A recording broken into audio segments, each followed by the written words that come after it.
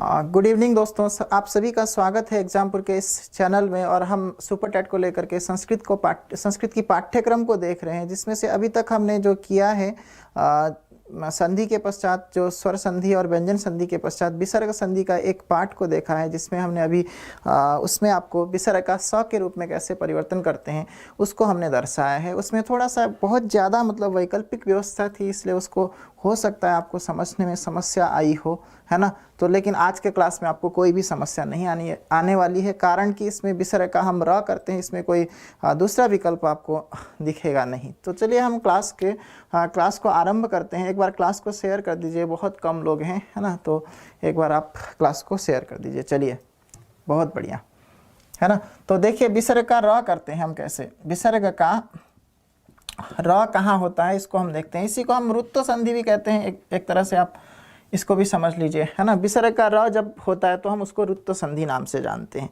तो चलिए इसका सूत्र क्या है, इसका नियम क्या है, फिर इसका उदाहरण क्या है, इसको हम क्रमशः देखते हैं। तो सबसे पहले हम सूत्र को देखेंगे। सूत्र क्या है इसका हम देखते हैं, ठीक है। अब ये बताता है कि स स जुसो रुहु, तो ये ध्यान रखना है। सूत्र है स स जुसो रूह, ये आपको ध्यान रखना है। बहुत सरल सा सूत्र है। तो इसमें ये कहता है कि सकार का और सजुस शब्द के ये मूर्धन्य सकार का यहाँ पे रूह होता है। इस सकार का यानी दंते सकार का, ठीक है। और उसके बाद जो सजुस शब्द में देखिए, सजुस शब्द है एक, इस शब्द में विद्यमान मूर्धन्य सकार का भी क्या होता है, रू के रूप में मतलब परिवर्तन होता है करके बताया। रू जब क्या होता है, ये रू जो है र के रूप में केवल र ही बचता है। ये अनुबंध लोप एक व्याकरण की प्रक्रिया है, उसके तहत जो है इसमें केवल हम र का ही ग्रहण करते हैं। जब हम वाक्य बनाएंगे या प्रयोग करेंगे तो तब देखिए यहाँ अब इसके नियम को देखते हैं क्रमशः। ये आपको सूत्र मतलब आपको ध्यान रखना है। अगर सूत्र से संबंधित प्रश्न पूछे तो आपको ये स्मृति में रखना है, ठीक। तो चलिए हम आगे देखते हैं इसके विषय को। तो इसको आप देख लीजिए यहाँ पे।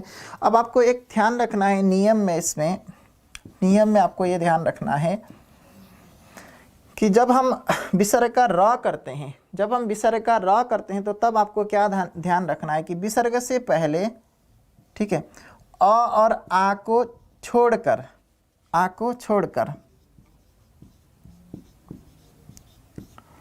कोई भी स्वर रहे, कोई भी स्वर हो, ठीक है। ये आपको ध्यान रखना है, ठीक है। अ और आ को छोड़ करके कोई भी स्वर रहे, ठीक है। उसके बाद आपको ये ध्यान रखना है, ठीक है। उसके बाद आपका स्वर रहे, ठीक है। और उसके बाद आपका ह, य, व, र, ल, और उसके बाद तीसरा, चौथा और पांचवा ये वर्ण रहे, ठीक है। ये आपको ध्यान से देखना है इसको। अगर ये आपका नियम समझ में आ गया तो ये संधि आपको क्लियर हो गया, ये समझ लीजिए, ठीक है। तो इसमें कोई कुछ और चीज़ समझने की इसमें आवश्यकता नहीं है आपको। देखिए यहाँ पे अ और आ से मतलब भिन्न स्वर, इसको इस प्रकार से भी समझ सकते हैं कि अ और आ को छोड़ करके अन्य स्वर रहे, ठीक है। सरल तरीके से आपको ये बहुत लंबा स्टेटमेंट लग रहा है तो ठीक है।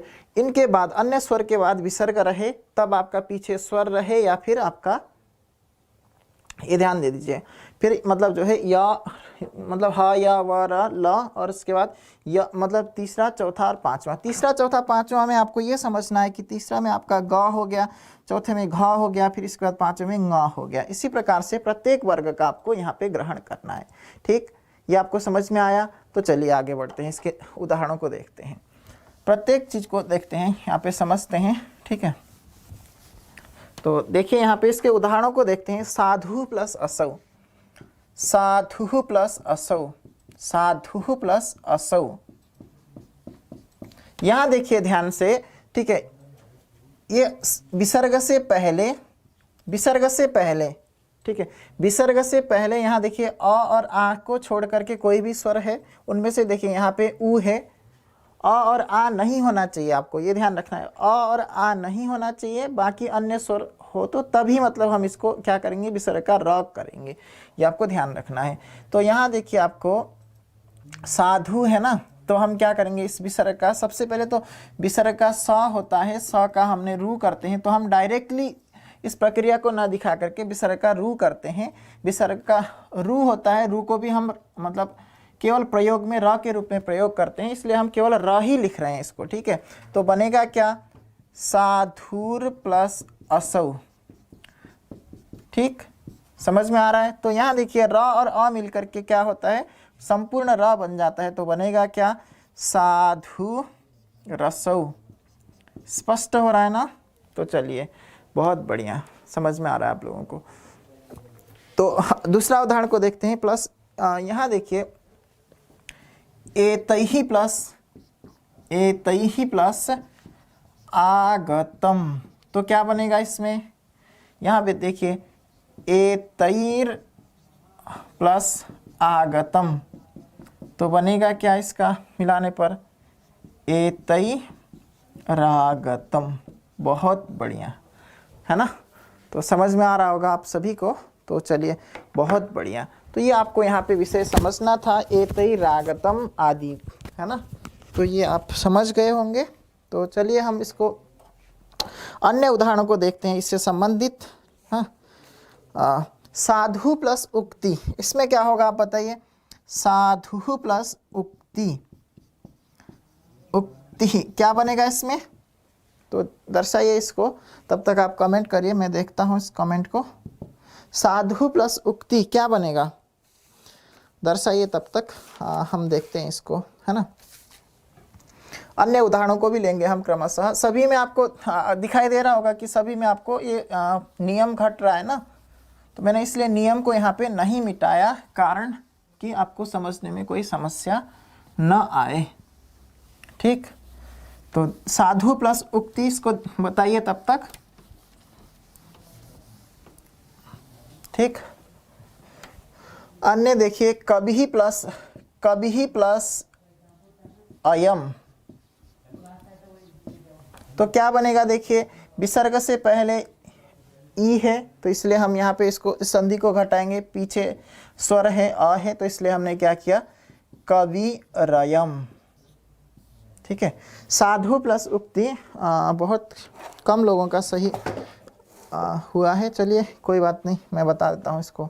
साधुरुक्ति, साधुरुक्ति। ठीक है, ये आपको ध्यान रखना है। साधुरुक्ति, साधु प्लस उक्ति, यहाँ पे रू दीर्घ ना हो करके र मतलब रस्व होगा। साधुरुक्ति, आपको ये ध्यान रखना है। ठीक है, तो चलिए, ये स्वर के परिप्रेक्ष्य में हमने अभी तक सभी उदाहरणों को आपको दर्शाया। स्वर के परिप्रेक्ष्य में हमने आपको सभी जो है उदाहरणों को दर्शाया है, तो ये आप ध्यान रखिएगा। अन्य उदाहरणों को भी हम देखते हैं। जैसे देखिए ज्ञानैः बद्धः, तो क्या बनेगा इसको, ज्ञान ही बद्धः, क्या बनेगा इसमें बताइए आप लोग। तो क्या बनेगा, ये आपका ब क्या है, प फ ब, तीसरा व्यंजन है ना। देखिए प वर्ग का तीसरा व्यंजन है, तो इसलिए हम इसमें करेंगे और र करेंगे। ठीक है, आप ध्यान रखिएगा। तो क्या क्या होगा इसमें, ज्ञानैर् बद्धः। ठीक है, ये आपका व्यंजन के परिप्रेक्ष्य में ये पहला उदाहरण अभी आपको दर्शाया। बाकी सरल सरल उदाहरणों को भी हम लेते हैं इसमें। देखिए अन्य उदाहरणों को देखते हैं।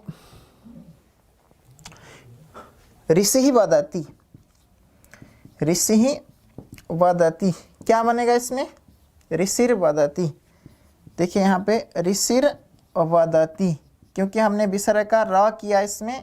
ठीक है, स्पष्ट हो रहा है ना, विसर्ग का हमने यहाँ पे क्या किया, र किया। ठीक, तो चलिए अगले उदाहरण को देखते हैं। बहुत सरल संधि है, इसमें कोई आपको कठिनाई नहीं आने वाली है, कारण कि अब नियम को मैं मिटा देता हूँ। आपको याद रहना चाहिए सारी विषय वस्तु, ताकि उदाहरणों को ले सकूं। या लिख दो नियम को। तो चलिए आपको नियम भी लिख देता हूँ यहाँ पे।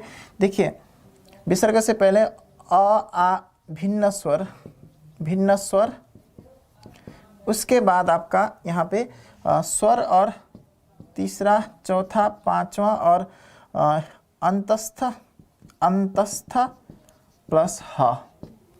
ये रहे, ये आपका नियम है। इसको विशेष ध्यान रखते हुए आपको इस संधि को घटित करना होगा, इस संधि का आपको करना होगा। तो अन्य उदाहरण को देखें। धेनु प्लस गच्छति, इसका क्या बनेगा आप लोग बताएं तब तक। धेनु प्लस गच्छति, इसका क्या बनेगा आप लोग बताएं तब तक। धेनु प्लस गच्छति, बताइए क्या बनेगा इसका। धेनुर्गच्छति, है ना। तो देखिए यहाँ पे धेनु प्लस गच्छति, तो क्या बनेगा इसका। धेनुर्गच्छति, है ना। तो व्यंजन के पर होने पर आपको ये रेफ को आप क्या करेंगे, ऊपर ले जाएंगे, तो बनेगा क्या, धेनुर्गच्छति। ये आपको समझना है, ठीक है, क्योंकि यहाँ पे विसर्ग से पहले ऊ है, इसलिए हम इसको कर रहे हैं। और पीछे जो है ध जो है तवर्ग का अक्षर है, त थ द ध, ठीक है। तो ये आपको ध्यान रखना है। इसी प्रकार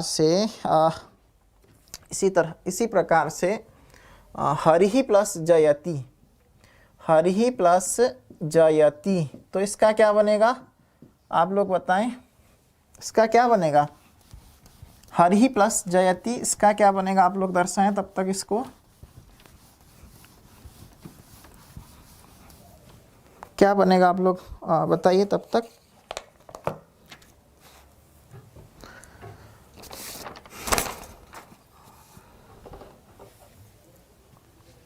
क्या बनेगा, हरिर जयति। इसी प्रकार से, है ना। हाँ, बहुत बढ़िया, आप लोग सही कर रहे हैं, बहुत बढ़िया। तो चलिए हम आगे अन्य उदाहरण को देखते हैं। कबिहि प्लस हसति, तो क्या बनेगा इसमें बताइए। ये भी सेम प्रक्रिया है, कबीर हसति, है ना। तो बनेगा क्या, कबीर हसति। क्या बनेगा, कबीर हसति। तो ये आपको ध्यान देना है। इसी तरह से अन्य उदाहरणों को हम देखें तो कबिहि प्लस आयाति। अब मिक्स उदाहरण को लेते हैं, तो क्या बनेगा, कबीरायाति, है ना। तो देखिए यहाँ पे कबीर प्लस आयाति, क्या बनेगा, कबीरायाति, कबीरायाति। स्पष्ट हो रहा है आपको, है ना। तो ये आप ध्यान दे दीजिएगा। तो क्या बनेगा, कबीरायाति। विशेषतः ये आपको ध्यान देने की आवश्यकता है। कबिहि प्लस आयाति, कबीरायाति, है ना। तो ऐसे ही उदाहरणों को आपको लेना है। और अन्य उदाहरणों को अगर देखें तो बहुत सारे ऐसे उदाहरण हैं जो कि आपके प्रयोग में आपको दिखाई देगा, है ना। अच्छा, ठीक है, एक और उदाहरण आपको दर्शाता हूँ, जो कि भानु प्लस उदेति। क्या होगा ये आप करिए तब तक।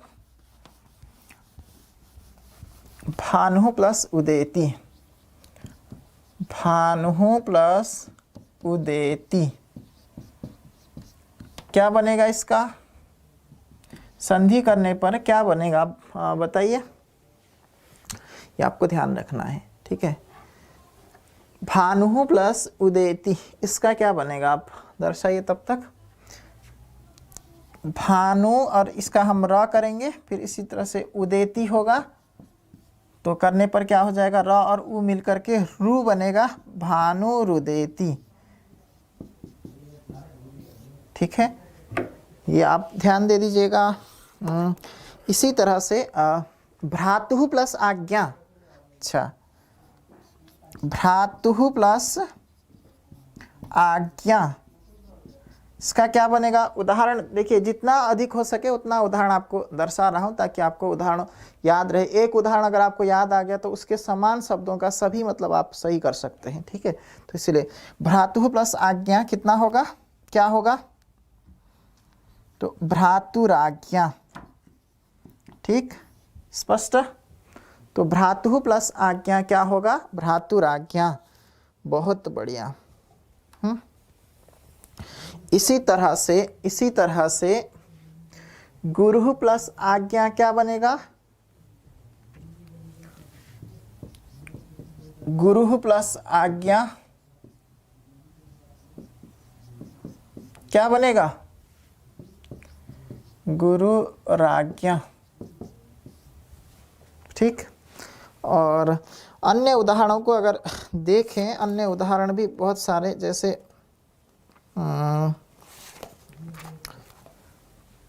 और अन्य उदाहरणों को अगर देखें, माता क्या बोलते हैं, इसमें और उदाहरणों को अगर देखें तो उदाहरण को लेता हूं मैं। और देखिए, मुनि प्लस एसह, इसका क्या बनेगा? चलिए बताइए। मुनि प्लस एसह क्या बनेगा इसका? तब तक दर्शाइए क्या बनेगा इसका। मुनि प्लस एसह तो क्या बनेगा, आप बताइए तब तक। बहुत बढ़िया।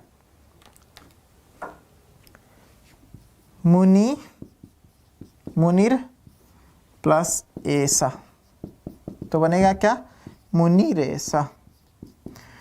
आपको एक बात हमेशा ध्यान रखना है कि यहाँ पे हम सबसे पहले विसर्ग का स करते हैं। इस संधि में स का फिर रू होता है, रू में से हम र करते हैं। तो यही र यहाँ पे हम आपको समझने के लिए आसानी, मतलब आपको सरलता से समझ में आए, उसके लिए हम यहाँ पे ये प्रदर्शित कर रहे हैं। ये आप ध्यान रखिएगा, ठीक है।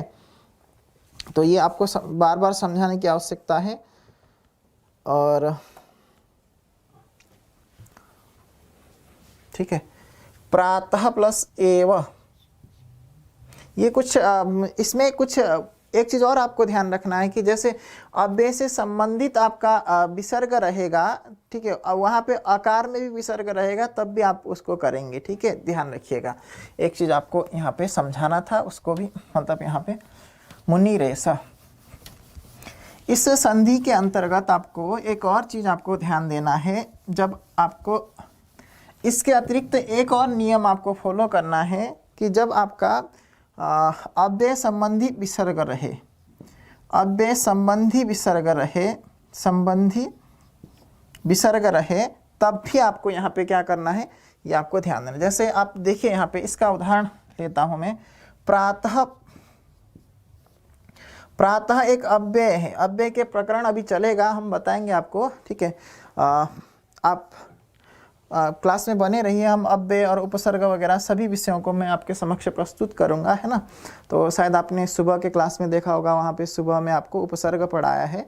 तो इसी प्रकार से हम क्रमशः क्लास का मतलब शेड्यूल बनाते रहेंगे, आगे चलते रहेंगे। आप क्लास में निरंतर बने रहिए, आपको समझ में आता रहेगा विषय वस्तु। प्रातः अगर अव्यय संबंधी विसर्ग रहे, तब भी हमें क्या करना है कि आकार होने, यहाँ पे देखिए, उससे पूर्व में आकार होने पर भी हम वहाँ पे र करेंगे, ये आपको ध्यान रखना है, ठीक है। तो ये आपको विशेष नियम है, ये आप ध्यान रखिएगा, ठीक है। प्रातः प्लस एव क्या बनेगा? देखिए, प्रातः प्लस एव प्रातरेव, ये आपको यहाँ पे ध्यान देने की आवश्यकता है, ठीक है। तो ये आप ध्यान दे दीजिएगा। इसी प्रकार से, है ना, प्रातः प्लस इयम प्रातरियम, प्रातः, ठीक है, प्रातः प्लस इयम प्रातरियम, इसी प्रकार से आप करेंगे। इयम होगा तो इयम, अयम, प्रातरयम आदि आप करते रहेंगे इसको, ठीक है। विसर्ग का आप क्या करेंगे? र करेंगे इसमें, ठीक। ये आपको ध्यान देना है इसमें। और आगे अन्य उदाहरणों को अगर देखें तो बहुत सारे ऐसे उदाहरण हैं जो हमारे उसमें प्रयोग होते हैं। और इन उदाहरणों को अगर आप समझना चाहते हैं, है ना, नियम अगर आपको याद रहा और उदाहरणों में आपको कमी महसूस कर रहे हैं, तो आप किसी भी गद्य को ले लीजिए। उस गद्य में कहीं मतलब बहुत सारे आप पाठ पढ़ेंगे, जैसे कोई सा भी, मतलब छोटे भाई का हो या किसी का भी, 9th 10th से लेकर के ऊपर तक के जो आप पाठ्यक्रम पढ़ रहे हैं संस्कृत के, उन सभी पाठ्यक्रमों में कहीं ना कहीं ये विसर्ग संधि का आपको स्वरूप मतलब आपको दिखाई देगा, ठीक है। तो प्रकार आपको ये ध्यान रखना है। अगर सपोज पूछ दिया जाता है इस प्रकार से भी अगर आ जाए तो आपको ध्यान रखना है। तो र होता है, किसका र होता है? तो आपको ये ध्यान रखना है कि स का पहले र होगा, ये ध्यान रखिएगा। और विसर्ग का पहले स होता है, फिर उसके बाद र होता है। तो ये प्रक्रिया आपको समझ में आने के बाद आपको किसी भी प्रकार की समस्या आपको उत्पन्न नहीं होगी। तो एक इसके उदाहरणों को अगर दर्शाना चाहें तो मैं दर्शा सकता हूँ इसमें, ठीक है। जैसे अभी हमने किया, जैसे पितुः प्लस आज्ञा है ना। देखिए यहाँ पे पितुः प्लस आज्ञा, ऐसे स्थिति में क्या बनता है, हम विसर्ग का स करते हैं सबसे पहले, ठीक है। तो बनेगा क्या, पितुस् प्लस आज्ञा हुआ, फिर आज्ञा। अब यहाँ पे स करने के बाद आप देखिए यहाँ पे स को हम रू करेंगे, ठीक है। तो पितु प्लस रू प्लस आज्ञा होता है। फिर इसके बाद ये सारी प्रक्रिया आपको केवल समझाने के लिए है, मतलब यहाँ तक के हम स्वरूप को डायरेक्टली हम पार कर लेते हैं, ये आपको दर्शाना था।